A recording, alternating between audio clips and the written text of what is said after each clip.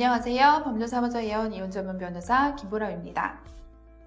혼인생활 중 미성년 자녀가 있으면 생활비에서 어느 정도를 양육비로 사용하고 소비할지 결정하는 것이 주요 요소가 되는데요. 이혼할 때도 마찬가지로 미성년 자녀가 있다면 친권 양육권자를 정하는 것과 더불어서 양육비도 정하게 됩니다. 이 양육비를 산정하는 기준을 일정하게 법원에서 마련을 하고 있는데 그것이 양육비 산정 기준표입니다.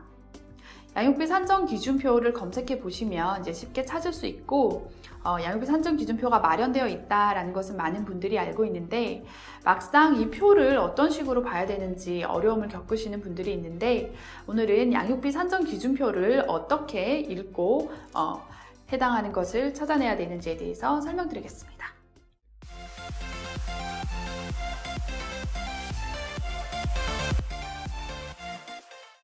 네, 지금 보고 계신 양육비 산정 기준표가 작년 2017년 11월에 업데이트된 양육비 산정 기준표인데요.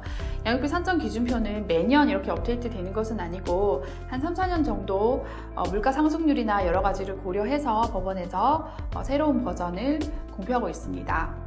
참고로 직전 양육비 산정 기준표는 2014년에 갱신되었습니다. 양육비 산정 기준표의 기본 원칙은 자녀에게 이혼 전과 동일한 수준의 양육 환경을 만들어주는 것인데요. 이 양육 환경은 기본적으로 양 당사자, 그러니까 부모의 합산소득을 기준으로 산정되게 됩니다. 자, 그러면 본격적으로 양육비 산정 기준표를 읽는 방법을 설명드리겠습니다. 가족 구성원은 아버지, 어머니, 딸은 만 15세, 아들은 만 8세인 4인 가구로 가정을 하고 그리고 이혼 이후 양육자는 어머니인 경우이고 이 부부의 월 평균 세전소득을 기준으로 하셔야 합니다.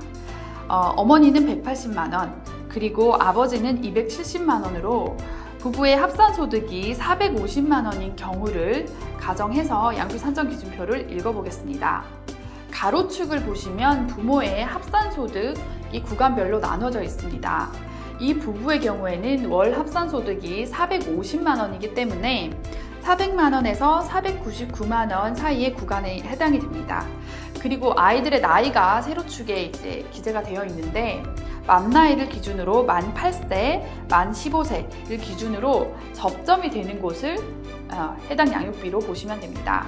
이 가정의 경우에는 만 8세 아이의 양육비는 113만 원, 그리고 만 15세 아이의 경우에는 138만 원으로 약 251만 원이 두 아이의 양육비로 계산이 되는데요. 여기서 기재되어 있는 총 금액이 비양육권자가 부담하는 총 금액을 의미하지는 않습니다. 아까 합산소득을 기준으로 양육비 산정 기준표를 읽었기 때문에 이 한 아이가 양육되는데 소요되는 총 비용을 의미한다고 보시면 되고 이 부분은 양육권자와 비양육권자가 분할하게 됩니다. 분할하는 방법은 다시 설명드리겠습니다.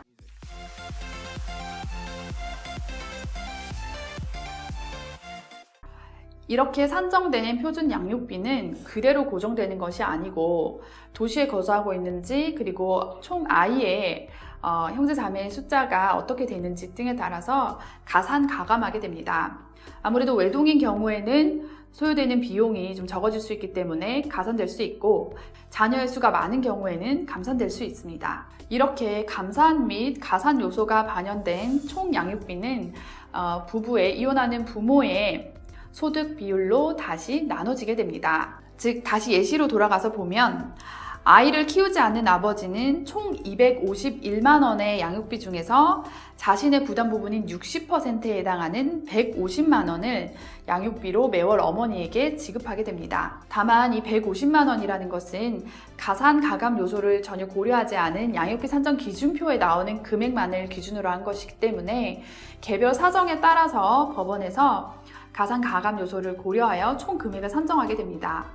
그러니까 양육비 산정 기준표 상의 금액이 절대적이라고 보기는 어렵고 하나의 기준점이 된다라고 보시고 이혼하시기 전에 이것을 참고해서 상호 양육비를 정하시면 됩니다.